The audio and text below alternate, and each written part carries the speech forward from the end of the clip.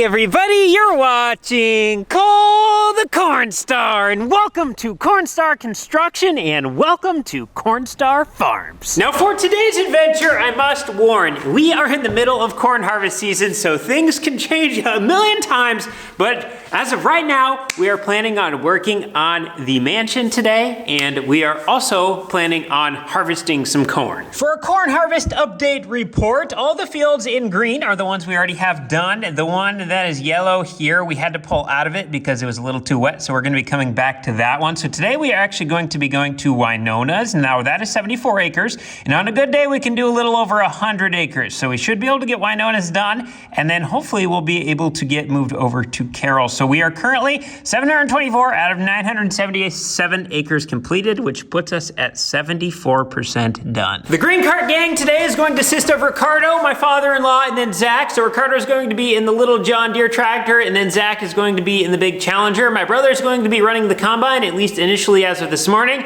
and then I'm going to be running the semi, and then my dad is going to be running the other semi. And we're going to be running 3 semis with 2 drivers, so there's going to be a lot of in and out, jumping around, and it's gonna be wild. So as of right now, that is the plan for what is going to be going on in the field. Now when it comes to the mansion, Roman is going to be working in the underground movie theater. Over the past couple weeks, Roman has been super hard at work at getting these footings all dug and prepared so that way we can pour concrete down into them. So today he is going to be working on setting up some more of these form boards so that way we have a level top of our footing from this side to this side and then from that side to that side. And we have to do that all the way around. So Roman is going to be very busy today and he's got a very important job, and I feel bad, but he has to do it by himself. So to reinforce our board, I'm using these wooden stakes to drive them in an angle. But a lot of times, because it's such a thick board, it will hit either a rock or whatever, and it will start either going up or down and up. Then it becomes too far away from the board, and then pushing down, it pushes our board in. So I thought if there is a better method except buying a bunch of stakes, which is going to be a bunch of dollars spent. We have all that rebar laying around, and I thought we have this tire, it's gonna make it much quicker. And if we drive the rebar in, then the put screw like I did here, then all we have to do just, if this would work. You gotta turn it on! That was a problem. Thank you! Whoever you are, the stranger, the voice from the sky. There. It's super solid. I think we can do that. So now, we have all that rebar. We're just gonna chop a bunch of small pieces. The ones that we still can use when we're done pouring, and we can pull them out. Yeah. This is a go. About 3 minutes into the day, we already have our first set of problems. Dad is just now dumping the first semi-load. As we can see, there's a nice pile underneath and nothing is moving. That's because right here at the top of this auger, there's a big pulley. And look at here, we got 2 belts that are completely burnt off. And these other 2 that are still on there are pretty much just about ready to do this exact same thing. So we have a plugged auger, we have burned off belts. We're gonna have to unplug the auger and get some new belts on. And hopefully there's not anything too fundamentally wrong with this. Normally this doesn't happen under normal running circumstances, so something going on. Probably should have, they unload about half the load, and that's how I'll get them fans.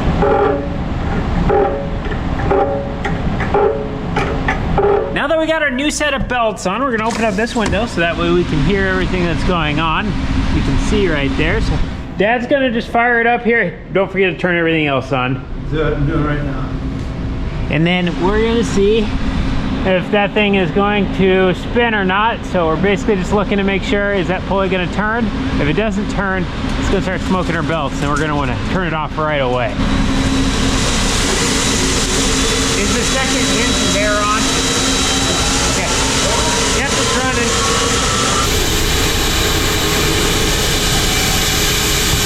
Dad's gonna head back to the field. I need to sit and watch watch this run empty because right now we have everything set on manual settings in there, so things won't shut off.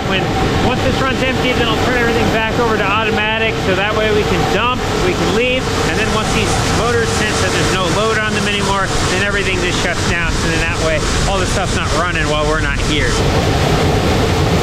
When it comes to filling bins today, this one is about a foot from the top, so we're not gonna put any more in that one for right now. We're about halfway with this one, so we just got everything switched over to here. So if we have a really good day today, we should be able to fill it up to about that bottom wind ring. For the past few days while we've been harvesting corn, it's been in the mid 80s, so the corn that we've been putting in the bins is warm. And today is one of the first cold days. We actually have a frost warning for tomorrow, so we don't want that warm corn to hit that cool air inside of the bin and cause some condensation. So we're just running the bin fans today for a couple hours, so that way we can blow some nice air underneath the floor, and then that'll work its way up through to be able to cool the grain down. We just like to try to keep it at an ambient temperature, at least during this time of the year. Then once it gets really cold, like a 0-degree day, then we'll come in, kick the fans on, and then we'll freeze it. Now that we got that little fiasco out of the way, come on, go into gear. Let's get to driving semis. They are probably completely caught up to us already, and now we're gonna have to play catch up.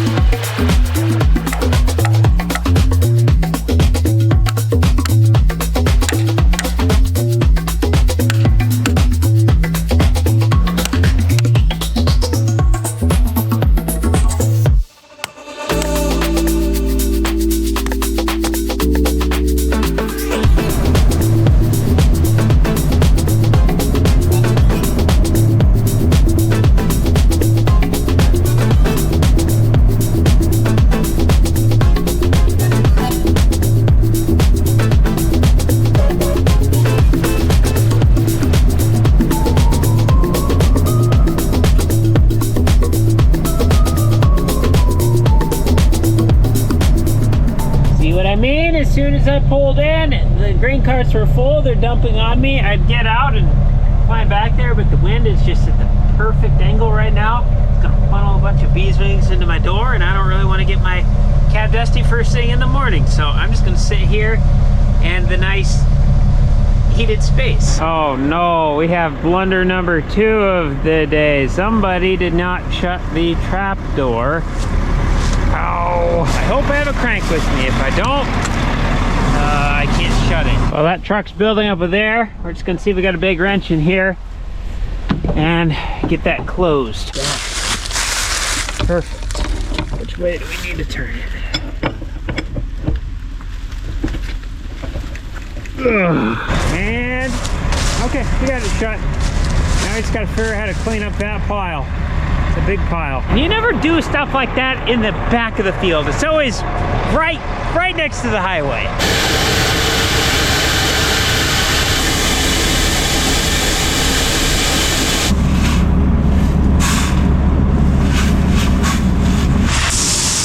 I'm gonna try to do 5 bucketfuls every time I come in with a load, and there's probably a solid 50 bucketfuls there, so you'd get pretty tired and pretty behind trying to do it all at once. And to be completely honest, my wrist, for whatever reason, when I open my hand and like pull it back, it feels like I'm being stabbed in the back of my wrist for whatever reason. So we have to take that into account too. So slowly but surely, we're gonna get rid of that pile. Sounds like Murphy's Law is in full effect here on the farm today. We got another thing just added to the list. Ricardo just called me. There's a flat tire on the John Deere.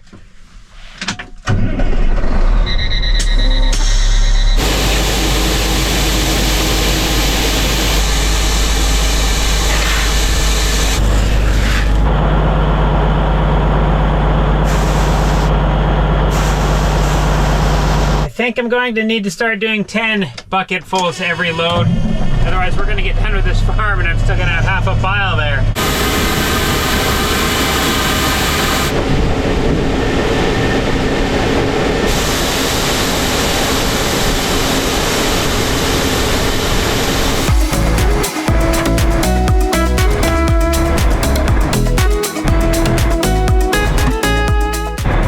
We just pulled in with load number 9. It's a little bit slower going today because we have a little bit of a drive. So basically every hour we come back with a new truck, and then I'm usually about 4 or 5 minutes right behind my dad. So we're plugging away.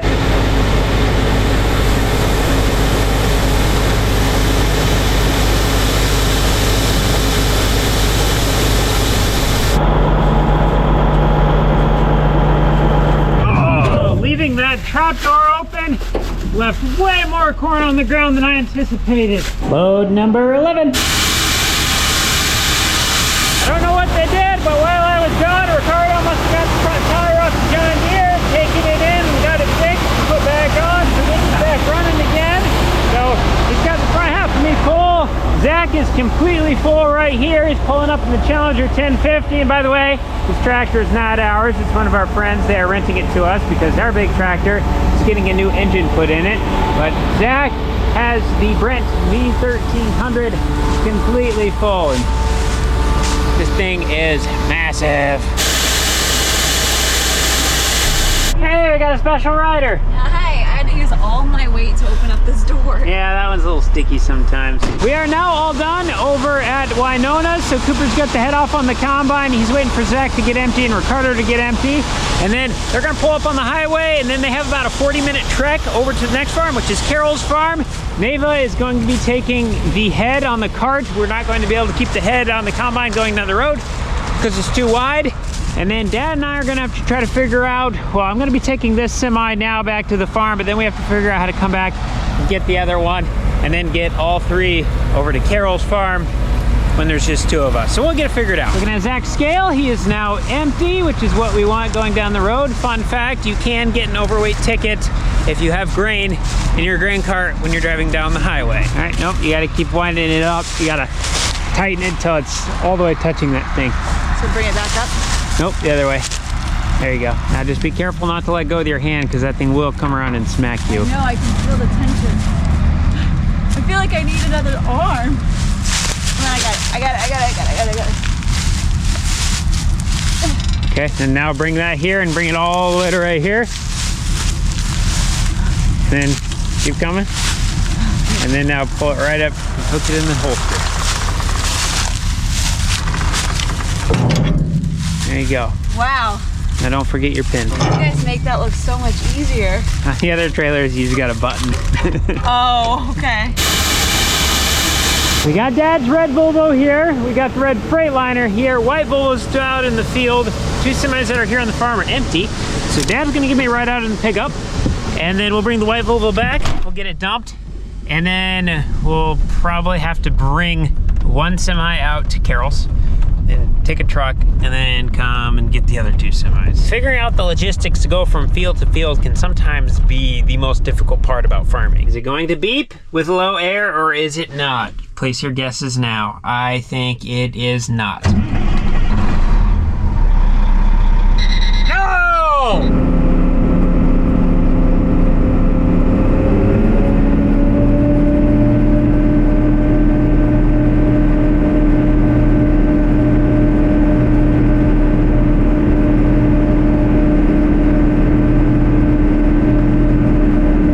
Open up our tarp. That automatic button is so nice. Dump our airbags, and I believe Dad is in the dryer shack right now, so he should push the button for me to get everything started. Here we have my first dump. Dad already got his semi-load, so we're off to the races at Carol's.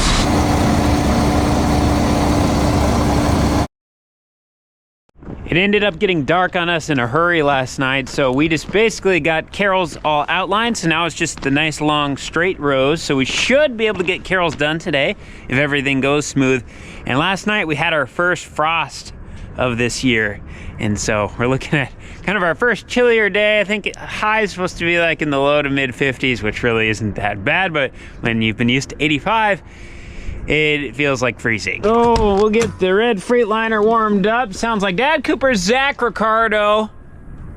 Yeah, that's everybody. They're already out in the field running, and so I guess I'm the straggler. Being our first cold day of the year, I just started up everything manually, and we're gonna let things run here for just a few minutes, so that way, I honestly don't know if this makes a difference or not, but in my head it makes sense, so that's why we do it. But we're getting those belts warmed up just in case there's a little frost or something on there. Then when we actually get this under load by filling it with grain, we don't have to worry about there being a little bit of ice up on those belts and then causing them to slip and then basically plugging in the auger and making those burn off. So while our semi's warming up, I got this running, I got the leg running, and I got all the conveyors up above running. And then hopefully by the time the first load gets here, then belts should be warm. And then we can just go. We let everything warm up for about 5 minutes. That should be ample enough, I would say. So we have a 7-mile drive over to Carroll's now. Cooper has already started to combine. They probably have their first truck full, to be honest. So Dad's probably on his way back. Brakes are not stuck. Okay, we're good to go.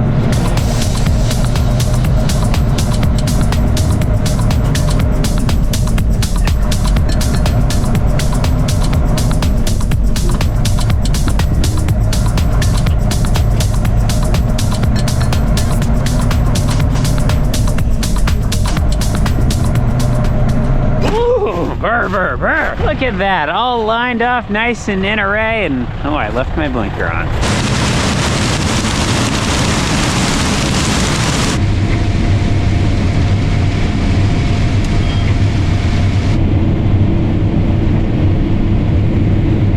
Let's give it a high five, let's give it a high five. Yeah, high five. Good morning, Brent V1300. You are still absolutely ginormous.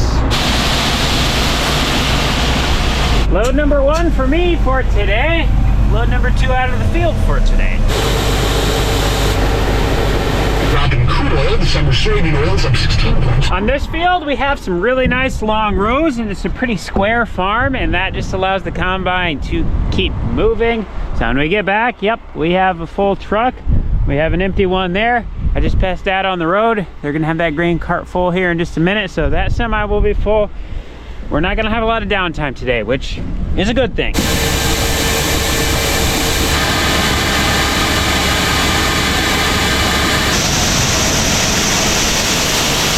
See how Cooper's making out here at Carroll's. The spot he's in right now is doing 237. It looks like the farm's averaging 233, but it hasn't updated what we've got done today. We've got this entire area completed, and now he's working on the nice long rows over there. So 237.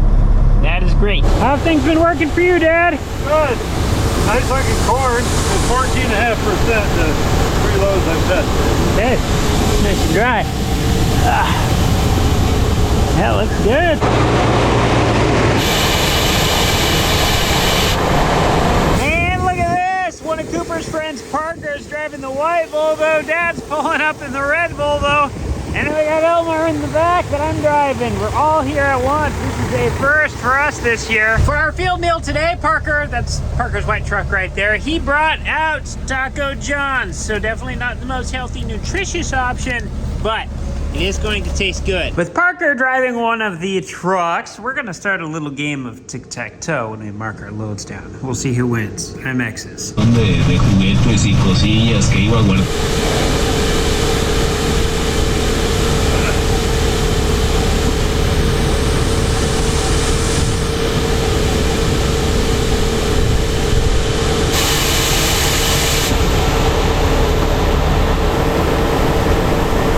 Tacos are good. Parker just can't let a guy win at tic-tac-toe. He had to go take center position, so we're countering with the opposite X. So hopefully he puts no in the corner, because if he does, then we're gonna win. I had to run to the office for about 10 minutes, and Parker managed to scoot ahead of me, so now we have to eat his dust on the gravel. And it hasn't rained in almost 2 months, so it's very dusty. Oh, look at that, Parker. Actually, I think my dad came in and wrote that circle right there, but we won, and we're dumping load number 21 right now, or I should say number 20 is dumping on the pit as we speak.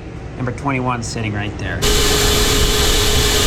Zach's got our last stop over here on Carroll's farm, and then we're heading next field. But just look how big that grain cart is compared to the semi. It's just obnoxious. When we got done with Carol's, it was right when school got let out, so the highway that passes by was super busy. Not an ideal time to drive a combine down that takes up a whole lane and a half. But we were able to get everything over to the next farm, so we are over on Bill's. We ended up pulling out of this one the other day because we were in the corn that was a little too wet, and coincidentally, the corn that was over at Carol's farm is the exact corn hybrid that we had to leave over here. So just from right here to right over there, half-mile long rows is what we have left. I don't know if there's maybe 40 acres here, if that, but I think the goal is to try to get this done tonight. Then once we get this done, then we only have one farm left. It has been so on the run for me today that I have not had time to finish eating all of my tacos yet. I was trying to eat one taco per trip, but then stuff came up and I've not got that done yet. So I need a little bit loaded on me, so I'm gonna finish eating my tacos. On my last load, when I was closing my traps, I got a little rambunctious and I turned it too hard and I ended up breaking off my shear bolt. So I got my crank right here. I need to get this turned to get my hole lined up. Then we're gonna have to take a punch and a hammer, knock that out, and then see if I can find a new bolt to put in there. That bolt might be a size too big. Ooh, maybe not, maybe not.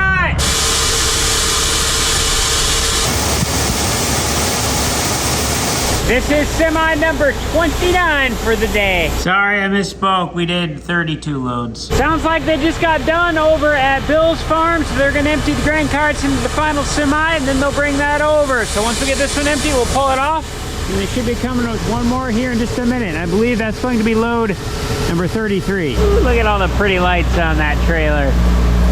All right. After dumping that last load here, looking at the rock, we have some engine oil dripping on the ground from the white Volvo. So Cooper is going to bring the white Volvo down to the main heated shop right now. He's going to unhook the white Volvo and then hook up the Freightliner. We had an airline go out on that the other day and they got that fixed. So I guess white Volvo is going to the shop.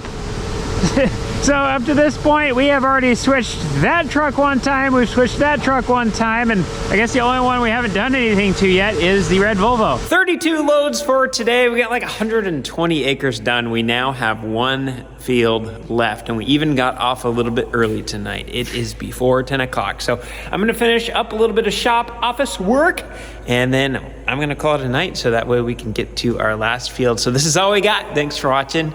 We'll see you in the next one.